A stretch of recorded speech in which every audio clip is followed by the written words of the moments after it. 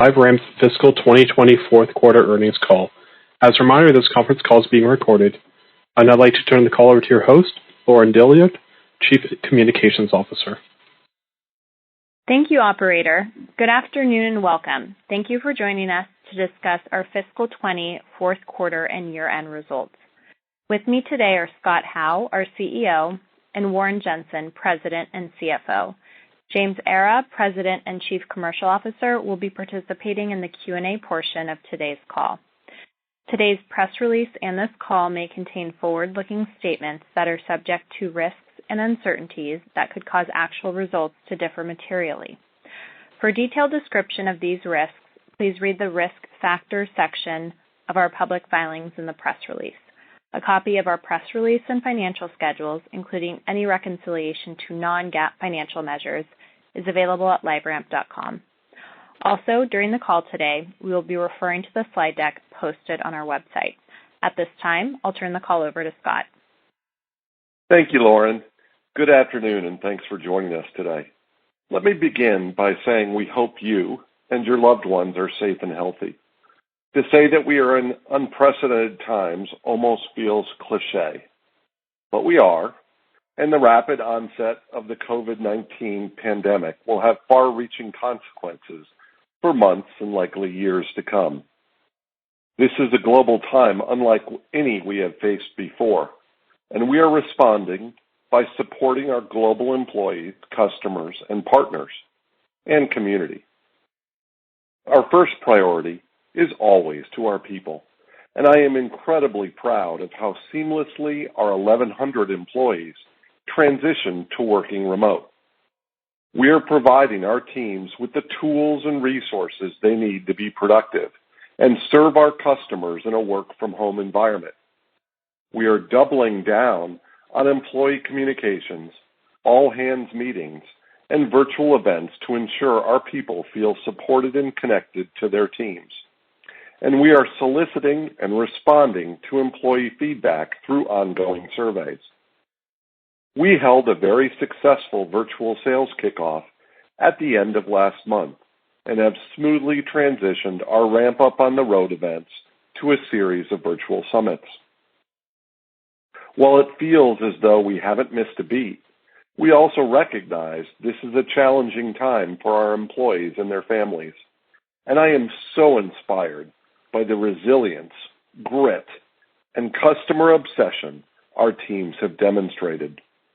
There are silver linings to be found in every crisis. And for LiveRamp, this period has served to strengthen the exceptional culture and character of our company. As a technology partner, we also have a duty to support all our customers and partners as they adjust to these challenging economic conditions by offering products and solutions that help their businesses become more resilient, efficient, and innovative. Now more than ever, it is important for brands to stay close to their customers and to demonstrate that their marketing investments are driving quantifiable business results. At LiveRamp, we remain committed to providing the critical infrastructure required for companies and their partners to connect, control, and activate data to deliver customer value and drive measurable return on investment. And finally, we have a commitment to our community, and in recent months, we have stepped up our Data for Good efforts to support organizations that are on the front lines.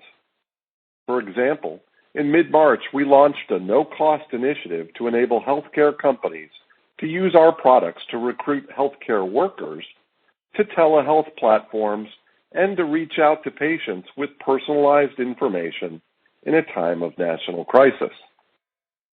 In addition, we are supporting a variety of local nonprofit organizations in the cities where we have offices.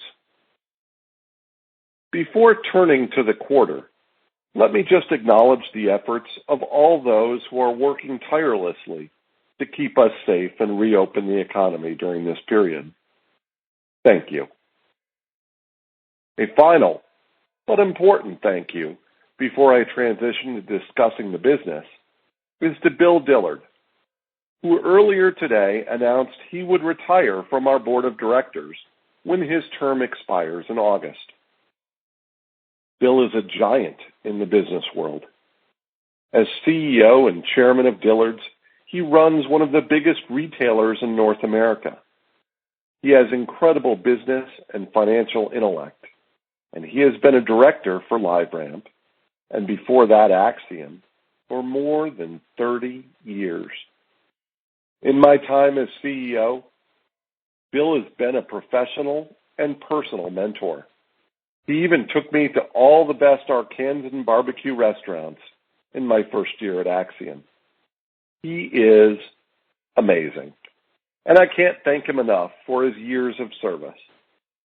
We've already started a search for Bill's board successor, and we're prioritizing SaaS expertise, operating experience, diversity, and deep understanding of the data ecosystem.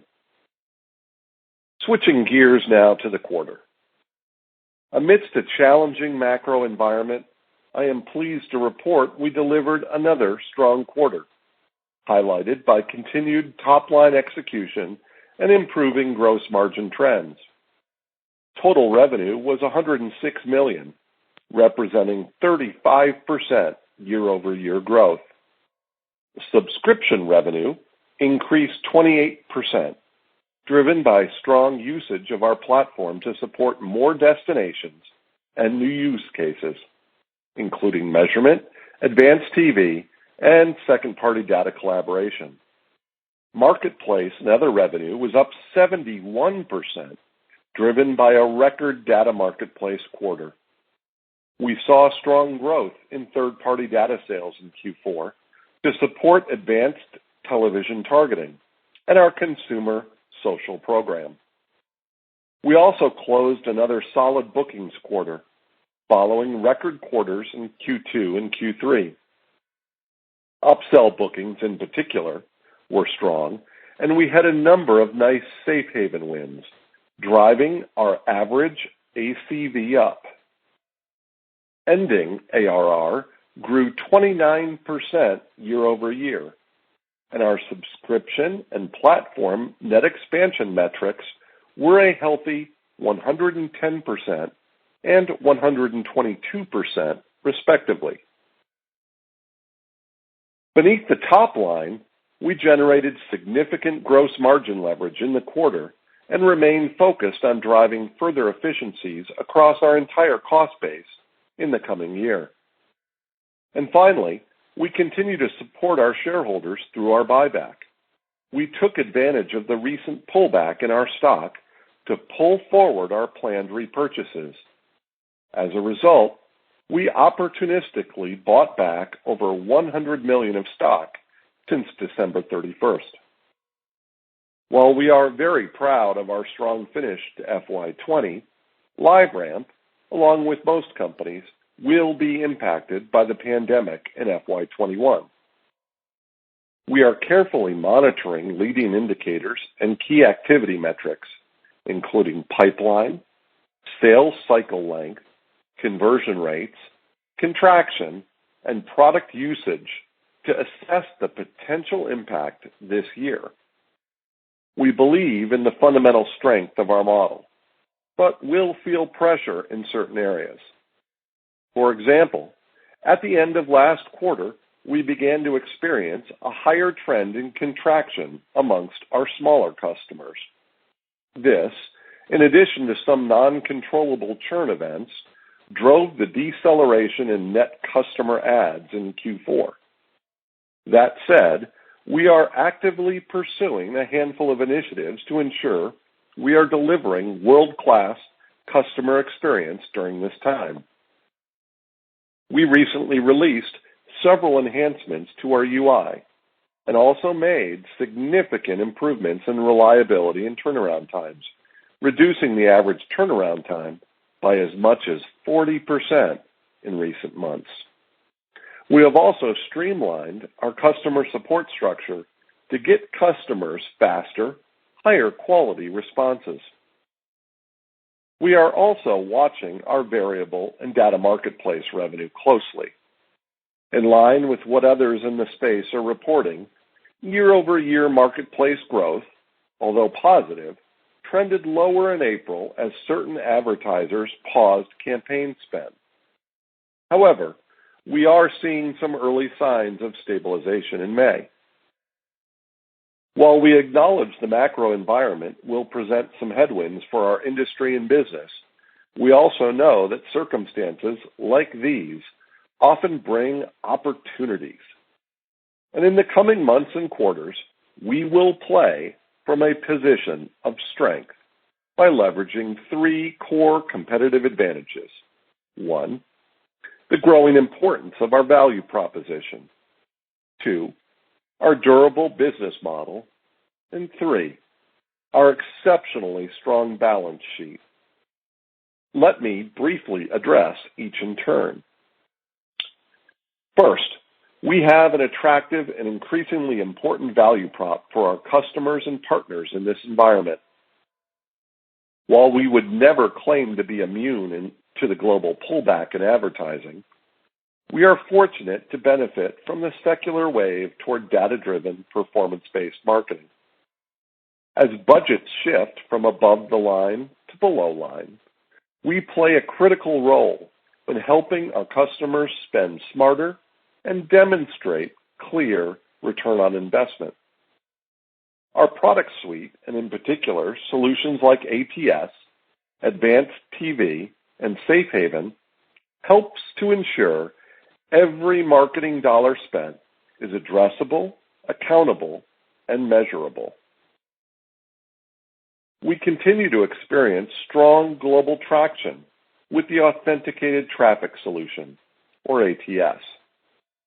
It feels like the industry is rallying around ATS as the solution for a post-cookie world, and we've seen a nice uptick in recent adoption. We currently have 18 SSPs live with or implementing ATS, and we were excited to recently go live with InMobi, our first mobile SSP. On the demand side, we have 35 DSPs bidding on IDL or in the process of implementing, including Amobi, Beeswax, Criteo, and MediaMath. And perhaps most validating is the recent global publisher momentum we've generated.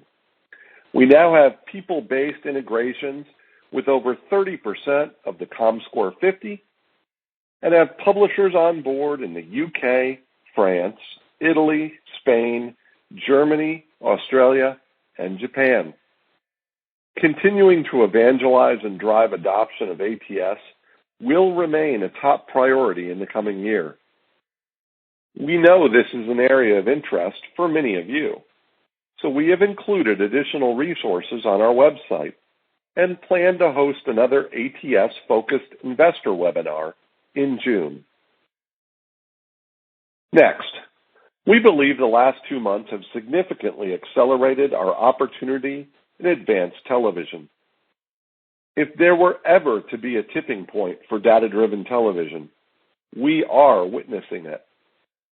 With live sports canceled and the traditional upfronts canceled or postponed, we are seeing a sharp shift in activity to regional buying and CTV, both of which have the opportunity to be data-driven and addressable. Our CTV-related revenues were again very strong in the quarter, and our total advanced television business was up well in excess of 50%. As the economy begins to gradually reopen and as TV advertisers re-engage, targeting, and in particular regional targeting, and measurement will become more important than ever.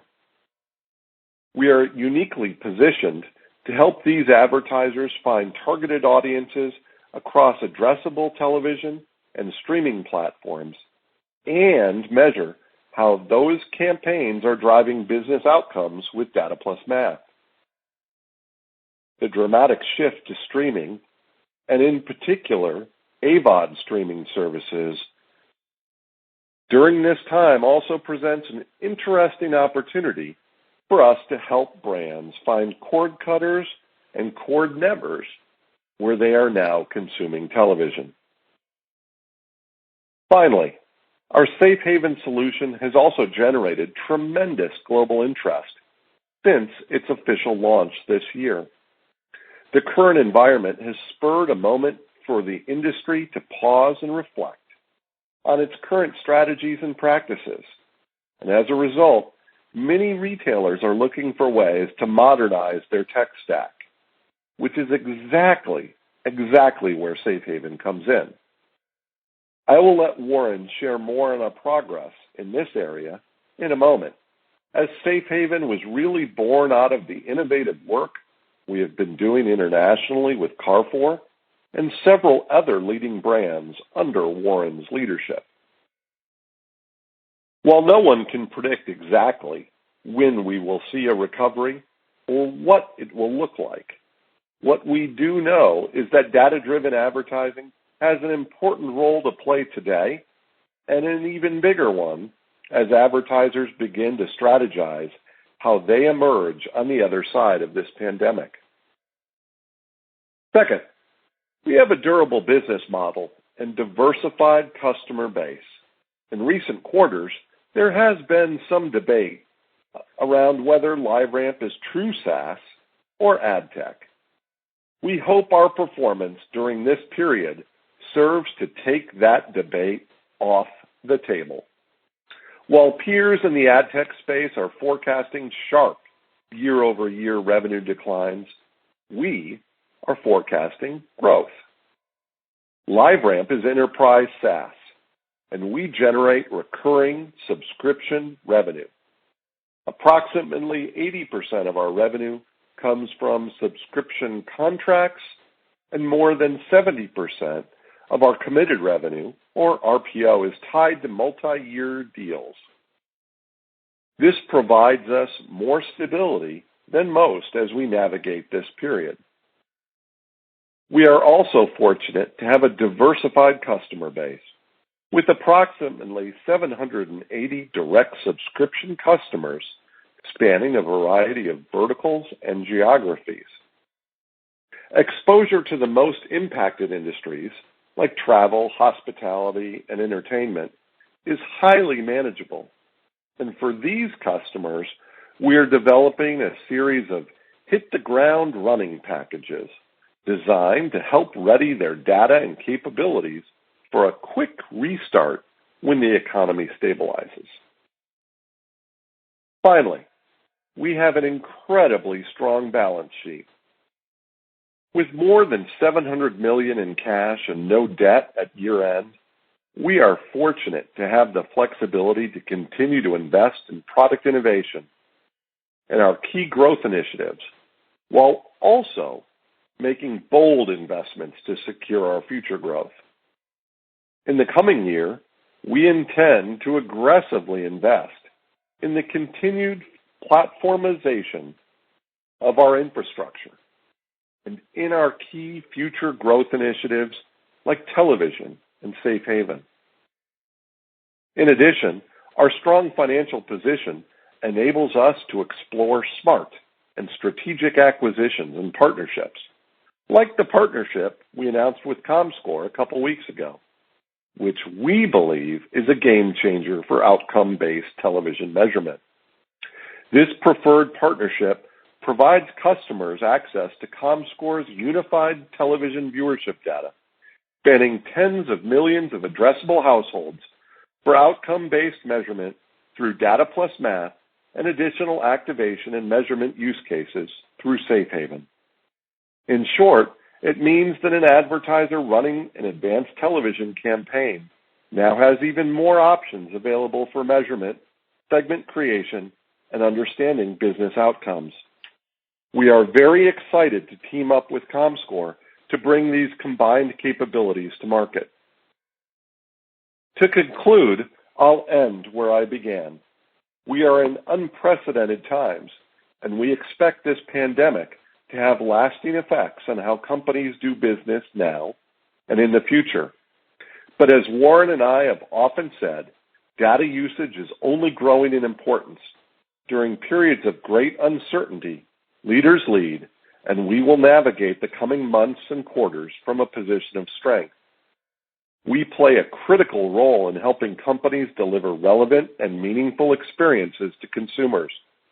We have a set of products designed to deliver immediate value to customers by enabling their marketing spend to be addressable, accountable, and measurable.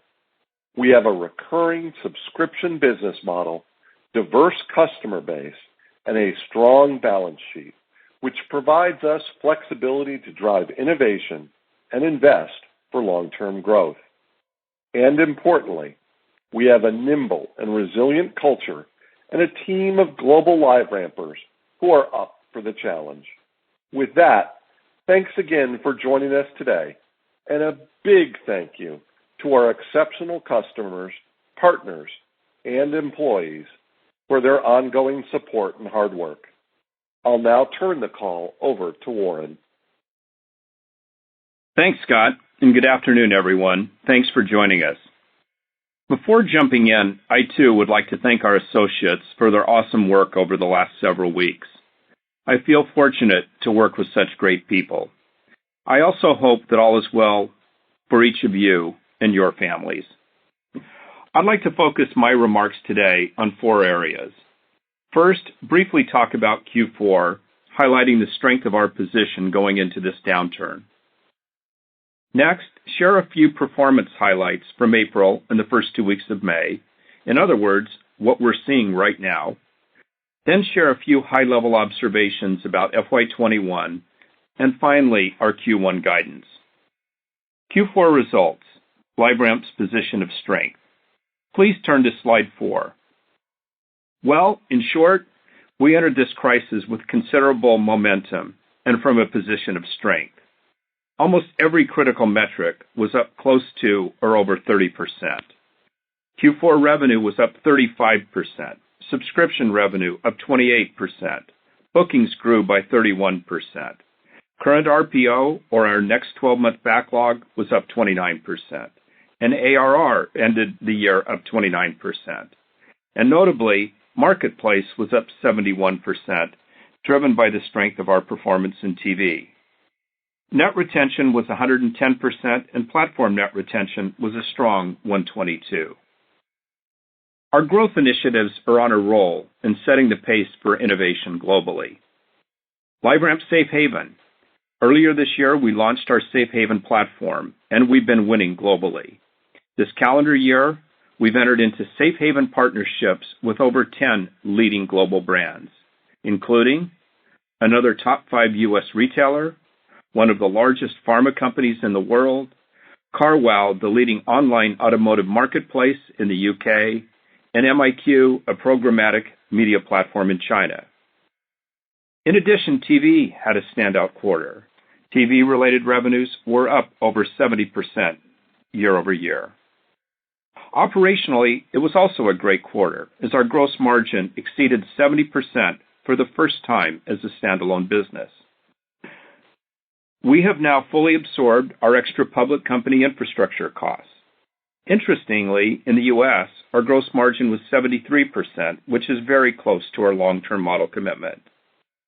Our operating loss was $16 million.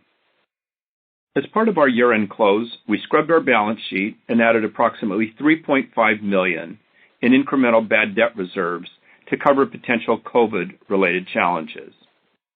Of our total expenses, approximately $10 million was largely one-time in nature.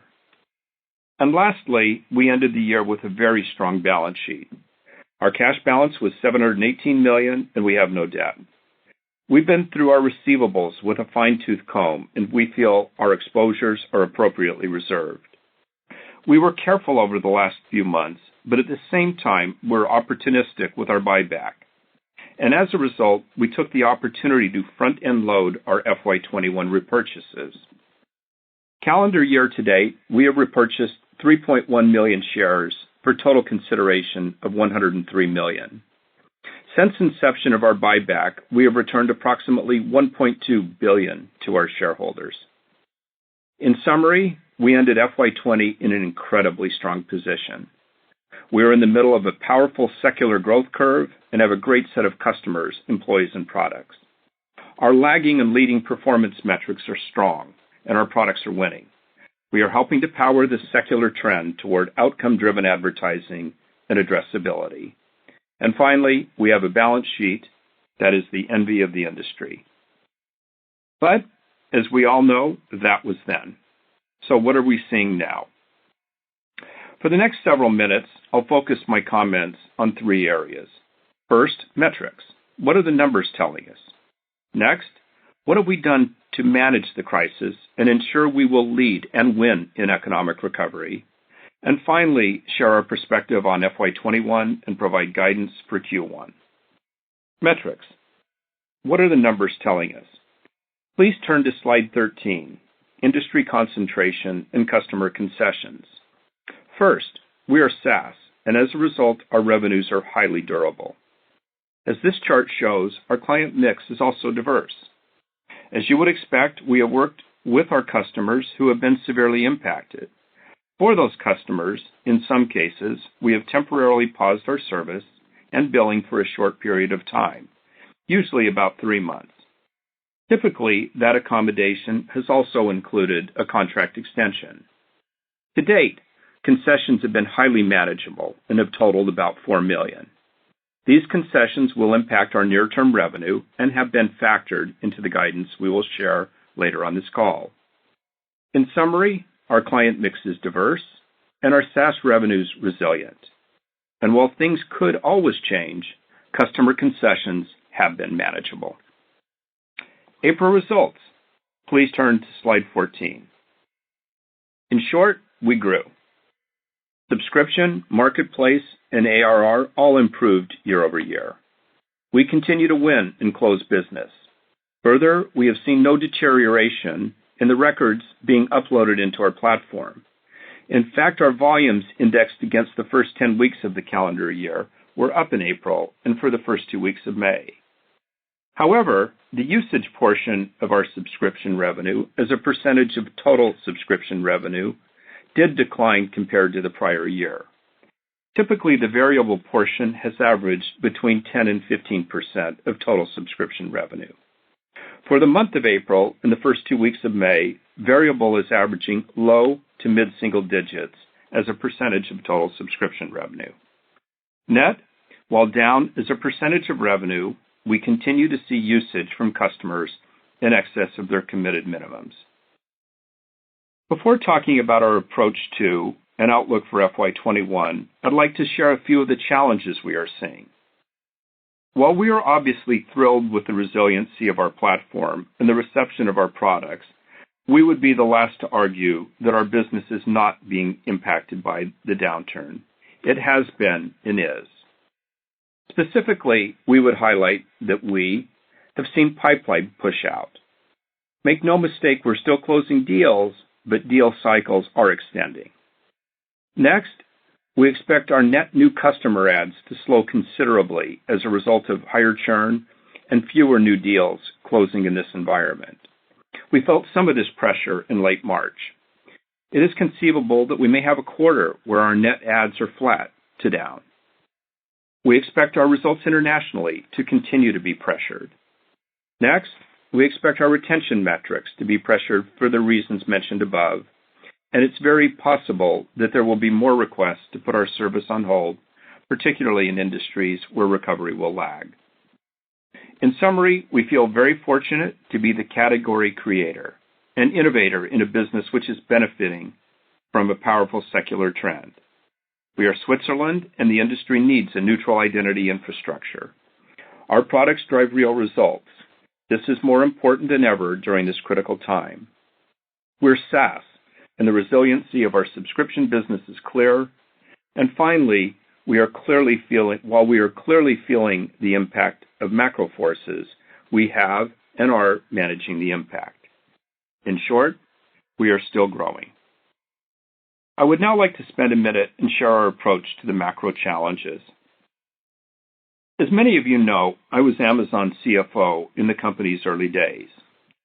20 years ago, the markets and press turned on Amazon. Pretty sure it was the Wall Street Journal who came out with the headline, Amazon.bomb. The stock went to $7. That said, Amazon had a unique advantage and challenge. Its customers loved the service, but the company was bleeding hundreds of millions. An absent change was a goner. Seems hard to believe today, but true.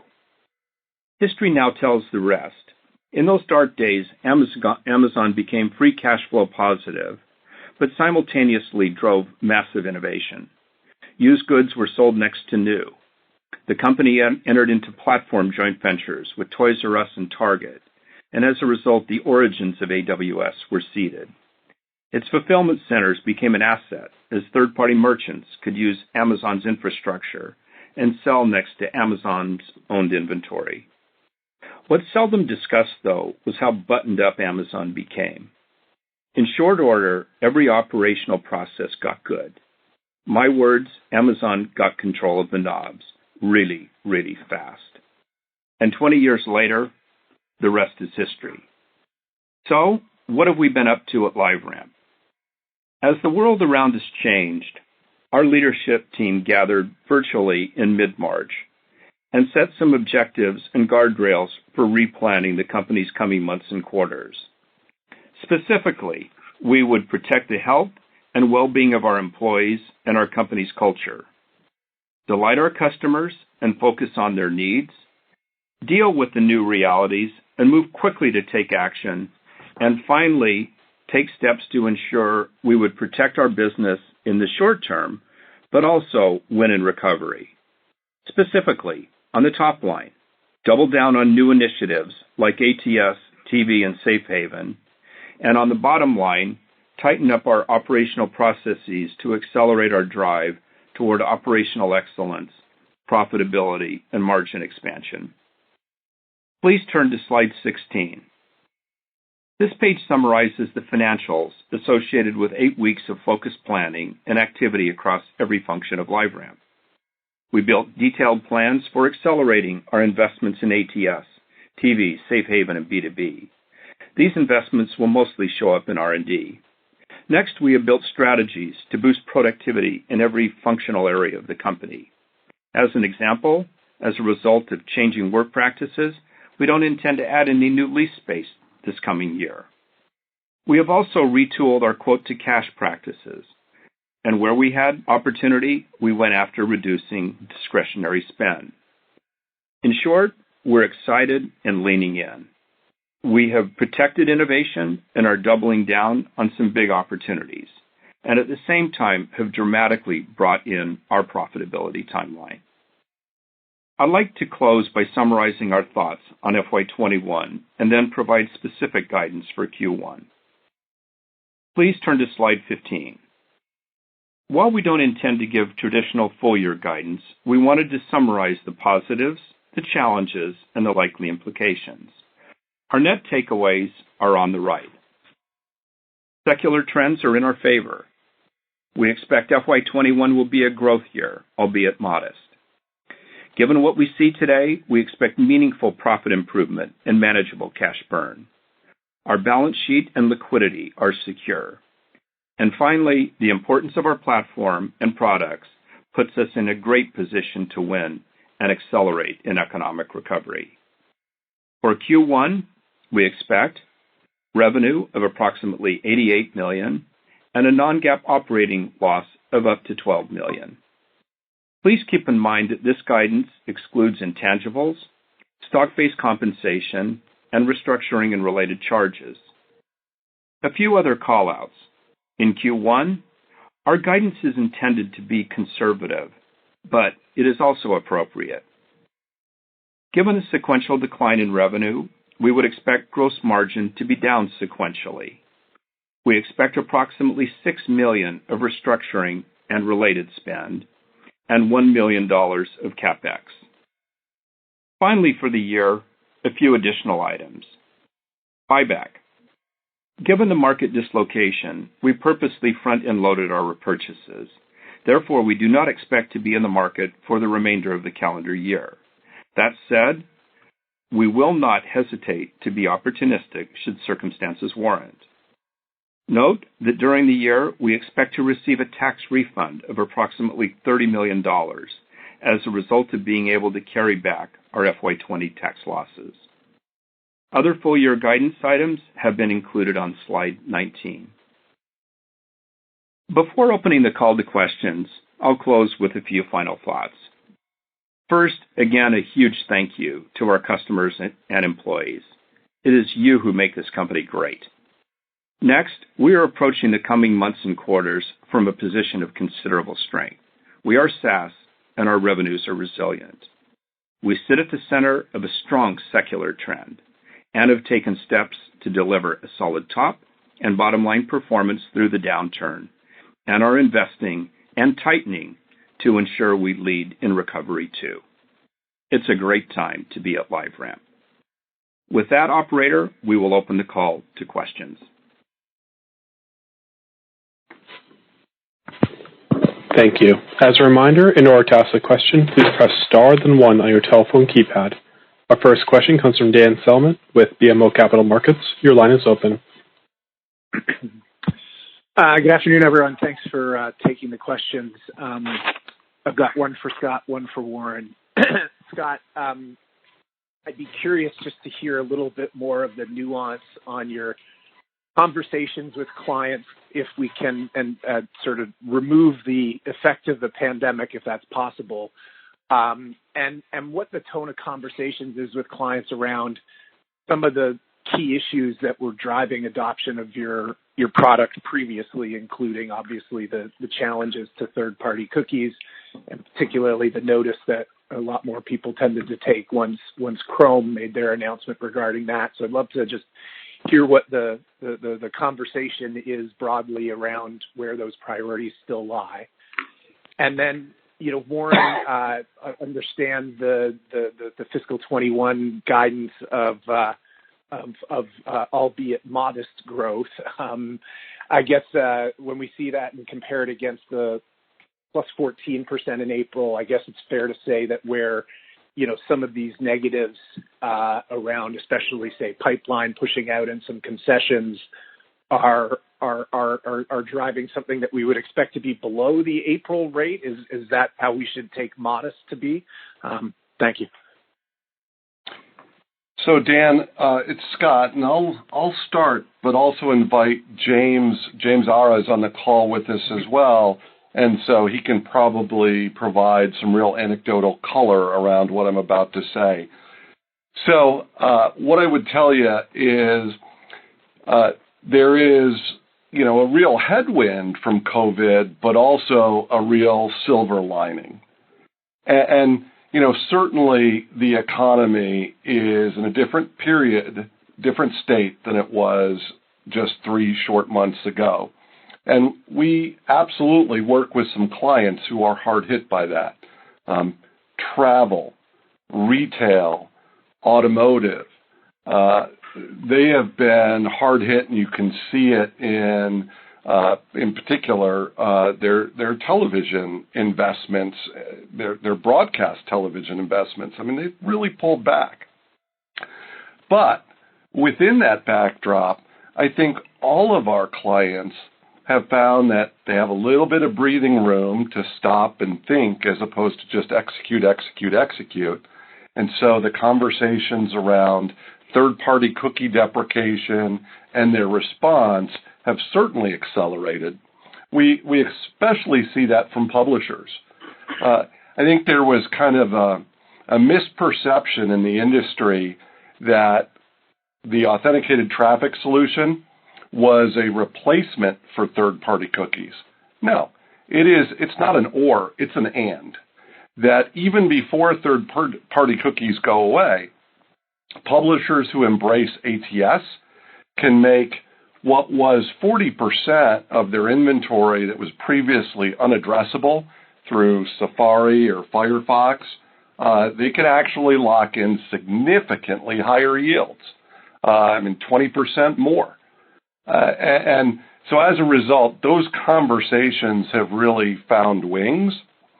Our direct clients also, as they think about what spend remains and what additional spend they'll activate as they come out of the recession, they're really focused on measurability and ROI. And those two characteristics really play to our strengths. We were talking earlier, we tend to be the last one to leave and the first one back, meaning that when clients turn off their efforts, the direct accountable stuff is the last thing that they'll ever want to touch, and it's the first thing that they want to reactivate coming out of a downturn. And so that spurred additional conversations for us in things like connected television, where clients realize there's no upfront, behavior has shifted to in-home behind screens, and the only way to reach young people is through connected television, the likes which we can provide. Moreover, because we have a data set that allows them to buy far more granularly than GRPs or TRPs, they can actually target their audience more effectively. So a lot of good opportunities for us to go mine in this downturn. And then Dan, hey, hi Dan, everybody. James, go ahead. Oh, sure. Thanks, Warren. Hey, Dan. Just to give you some client anecdotes, because clearly the COVID shutdown is having an impact that no one could have predicted a few months ago. But our conversations with our clients have always been around two primary themes, and that's addressability and measurability. And the interesting thing we saw at the end of last quarter and then even in April is we are seeing some pipeline push, but we're also seeing some of our companies look to this as an opportunity to really think about what to do once they're out of the COVID shutdown. And there's two examples I want to give you. One is with a fantasy sports platform. And we thought for sure our deal at the end of last quarter would be dead in the water. But we were able to show them that once we get through this period, here's all the things they need to do. And they ended up signing a deal at the end of the quarter. So we were really pleased with that. And that's an example of a company thinking about what happens after the shutdown. And another one is in the QSR space. We signed a new logo deal, 7-figure deal with one of the major QSR companies out there. And, they're clearly not as impacted by the COVID period, but they are using this as an opportunity to really think about their strategy and think about how to drive to more of a data-driven approach, how to drive to more measurability and more addressability. So there's certainly a lot of silver linings in what's happening, and we really believe strongly we're well positioned to help our customers through the recession and to really recession-proof their businesses. And Dan, this is Warren. Let me chat a little bit about our guidance. First, let me just start off by saying we were incredibly pleased by what we saw in April and the resiliency of our business across the board. As you would expect, however, we like you were watching everything very, very carefully, and in particular, watching the variable portion of subscription revenue and marketplace. So what about our guidance? A couple of things that I want to mention. First, as I did in my prepared remarks, we intended our guidance to be conservative. And let me just kind of put another phrase around that. We wanted to give you guidance you can take to the bank. And I'm going to mention three things. First of all, overall revenues will be up for the year, subscription revenue will be up for the year, and we expect profitability improvement. So again, we fully intended the guidance to be conservative, and secondly, guidance you can take to the bank. Thank you. Thank you. Your next question goes from Stan Zlotsky with Morgan Stanley. Your line is open. Perfect. Hey, Stan. Thank you so much. Hey, ladies and gentlemen. Thank you so much for taking my questions. First one from me, the connected TV business. We're certainly hearing a lot about it in the industry news with the upfronts going away, as you mentioned. how are you thinking about this business and whether this really could, the COVID, as terrible as the whole thing is, maybe this could be a massive shift that finally pushes the whole industry away from the legacy way in which TV advertising was bought and really push it to this connected TV and digital buying. And then I have a quick follow-up. Yeah, Stan, it's Scott. So connected TV for us was up very, very strongly in Q4, and we expect it to have another very strong double-digit growth year in FY21. I do think this is as close to a tipping point as we'll see. Things are starting to move. I think the first harbinger for us is just the sheer number of client conversations that we've fielded. And yeah, it's picked up perhaps in the last couple months. However, these were strong over the last 6 to 8 months, that this trend was already coming. The other thing that I mentioned briefly in my prepared remarks, but one of the advantages that we have as a company right now is we do feel like we have a really strong balance sheet. And that's going to allow us to be very strategic in commercial deals as well. And so one of the things we announced in the last couple weeks was our deal with ComScore. In the television space, there are kind of two things that really matter. Number one is addressability, the ability to identify who's living behind a set-top box, and that's something that we've long prided ourselves on the ability to do. But the other piece of that is viewership. What are they watching?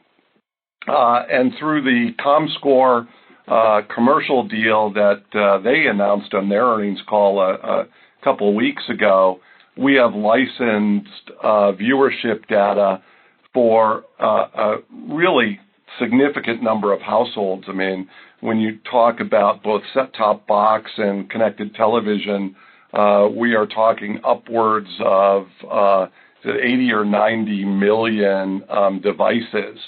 So that really, I think, allows us to bring scale to the conversations we have and really offer a compelling value proposition to our advertisers. So all this to say, we're really excited about what's to come here. Got it. And then just a follow-up on the expansion and, well, actually, I guess the flip side, the contraction rather that you're seeing within your existing customers.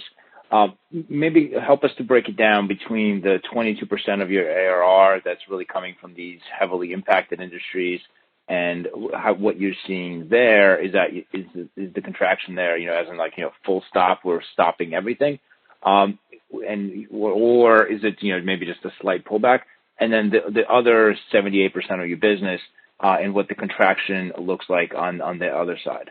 That's it for me. Thank you. James, Dan, this is James.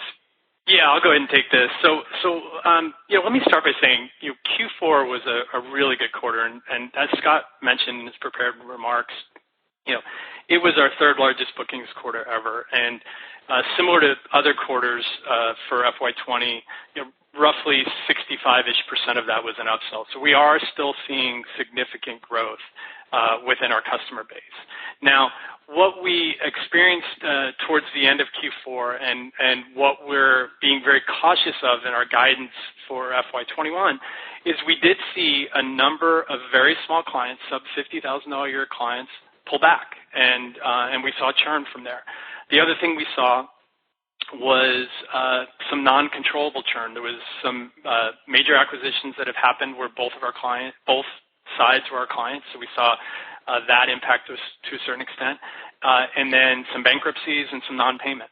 We saw that tick up quite substantially in Q4 as well. So, all that being said, we're always looking for ways we can provide more value to our customers, and we'll continue to do that. And we've always said that churn is an opportunity for us. and we're really looking for ways that we can continue to drive more value. Now, the COVID impact for specific to the 22% that we outlined, what we are seeing is them ask for concessions, and we're being a good partner, and we recognize that they're going through some very, very tough times right now, and we're working with them as they shut things down right now. But we don't view this as a situation for the companies that survive this, and we think many of our customers will. We don't necessarily view that COVID shutdown as a churn event. In fact, just earlier today, a major hotel chain that 2 months ago had asked us to pause because they were shutting down everything and furloughing employees. They came back to us today and said they're starting back up. We were expecting the conversation to be, hey, we're going to need another month or we're going to need another 2 months, and it was the opposite. They're already gearing up for the reopening, so we're viewing that as a really positive sign. Perfect. Thank you so much. Sure. Thank you. Your next question comes from Brian Fitzgerald with Wells Fargo. Your line is open. Thanks, guys. Want to drill down just a little bit more on some of the mechanics of that lower usage. Is it fewer campaigns, fewer segments, customers using fewer touch points, or just the impact of, to your point, clients who are pulling back very hard on advertising? And any broad trends or themes to tease out there, how quickly you see that bouncing back as we exit? Thanks.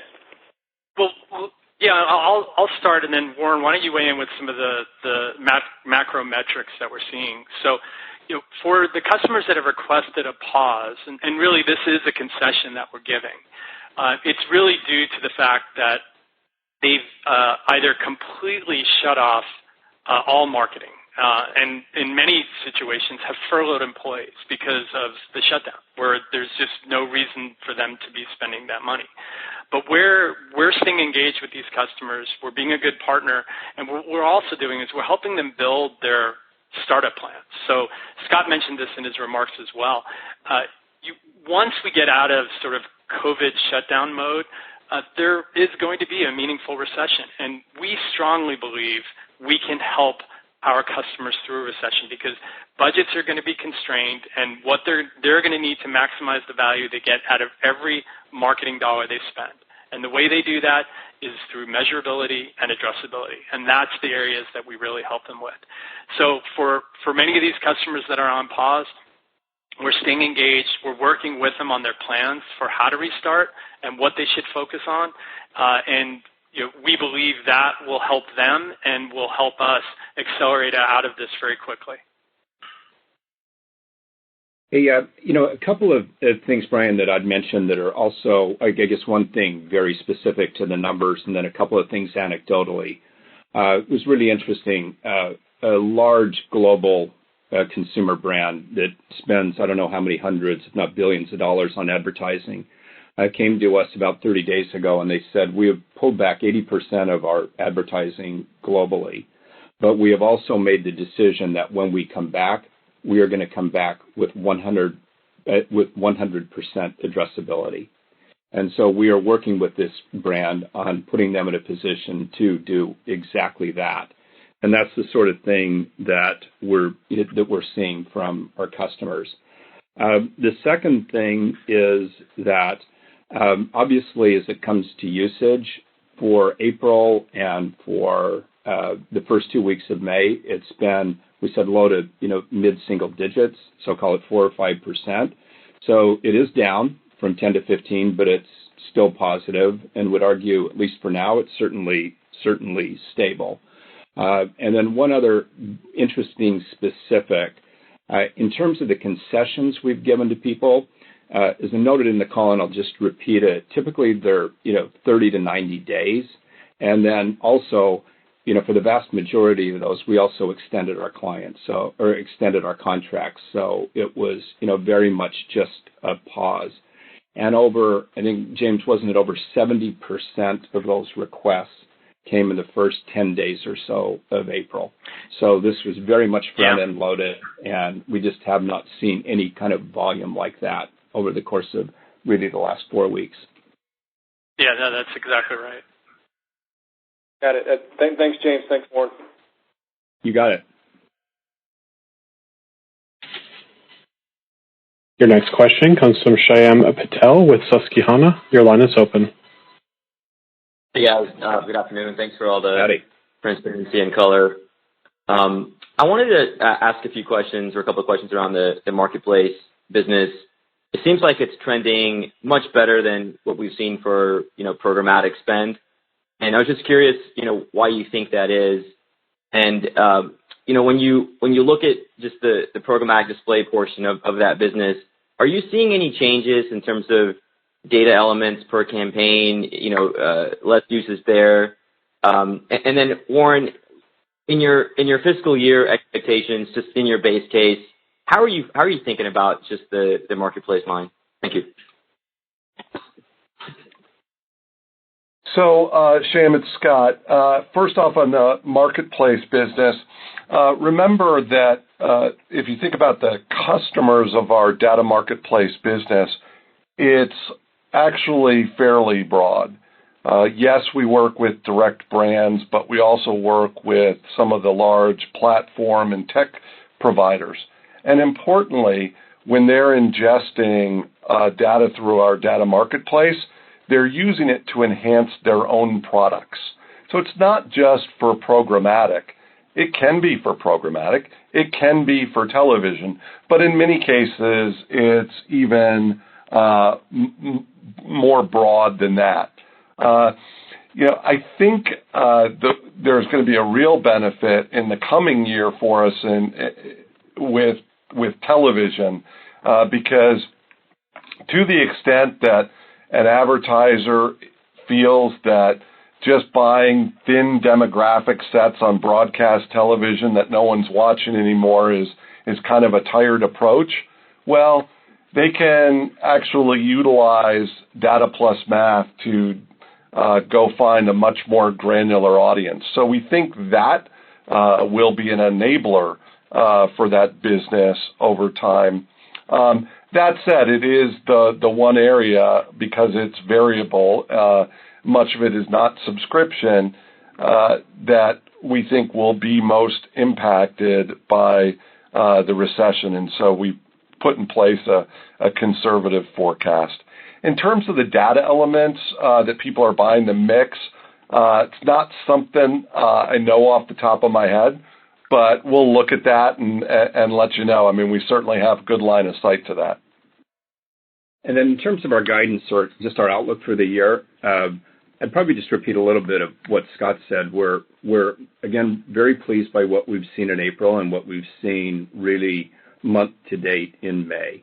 That said, just given all the uncertainty, this is one of the areas that we're watching throughout the year. And we've tried to be appropriately conservative in our internal outlook such that, we right-size everything. But at the same time, we're optimistic, but also cautious. Great. Thanks, guys. Thank you. And our next question comes from Kyle Evans with Stephens. Your line is open. Hi, thanks. Scott, you mentioned Kyle.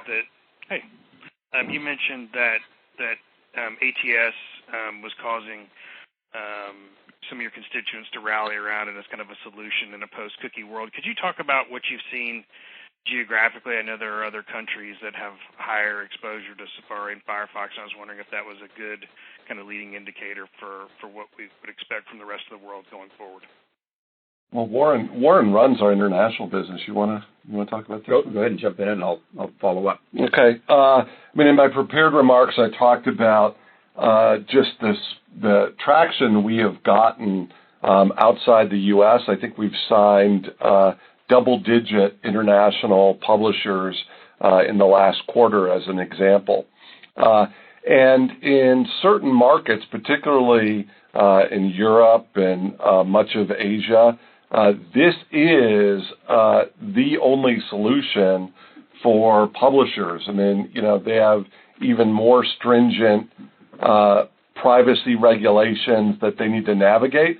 And so it's just so important that they go out and, rather than rely on someone else to sit as the intermediary and potentially disintermediate them, that they collect their own authentications, their own consents. Any publisher who has compelling content is already offering a value exchange, and it's just making it from being an implicit value exchange to explicit. And as soon as they do that, as soon as they collect those consents and literally upload a line of code on their page to benefit from ATS, then they can start to generate significant advantages in monetization. Our initial tests have suggested that could be 20% or more. And obviously, in markets that have the most adoption of Safari and Firefox, or the most exposure to Chrome, the yield is going to be even greater, and the urgency to adopt something like ATS will increase. So as a result, a lot of traction. I think the biggest challenge for us is how to evangelize that without getting on airplanes. But our team has done a really great job of hosting VidCon sessions, webinars, and we have a lot of content on our site if you're interested in learning more. Kyle, let me add a couple of things to what Scott said that really excites us from an international and global perspective. I'd just remind everybody that ATS is not a U.S. thing. It's a global thing. So it is truly a global product offering for LiveRamp. And, when you think about our acceleration and recovery, this really globalizes our company much, much more quickly. We have momentum with ATS in Japan. We have momentum with ATS in Australia. We have momentum in Italy, in Germany, France, UK, and keep going in Spain. So this is a global phenomenon, and it is a global phenomenon with brands. Many of the largest advertisers in the world, again, are not simply U.S. companies. They're global companies, and they want uniform addressability in every single market in which they operate, and that's a very, very positive thing for us.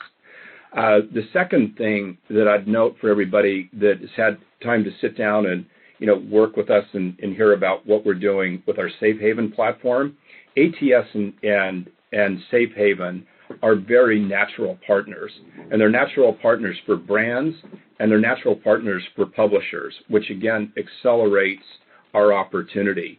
And again, when you think about Safe Haven, it just revolutionizes how companies collaborate. And it was also built in a privacy-first way. It was built for GDPR. So the combination of those two things really, we believe, speak, and in fact, the results are showing it, bode well for us globally over, not only the near term, but also very much so as the world moves on from this crisis. Great. Thank you.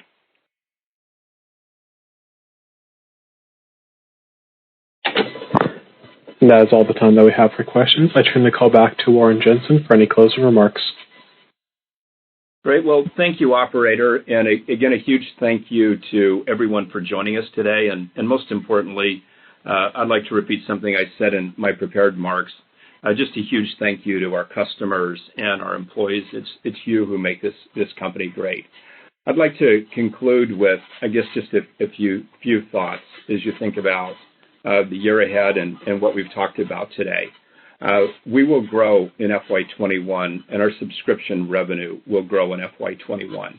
When we think about momentum in the near term and we think about momentum in recovery, our products are winning, whether it's TV, whether it's Safe Haven, whether it's ATS. We believe we've given you guidance that you can take to the bank with profitability improvement. And then, as always, for everyone, just as we've done this past year, we will be highly strategic with our capital. And let me put it this way. In the near term and on anything discretionary, we will be very stingy, but also we intend to be very strategic. So with that, thank you all very much for joining us. We look forward to speaking with you over the coming days. Thank you. This concludes today's conference call. You may now disconnect.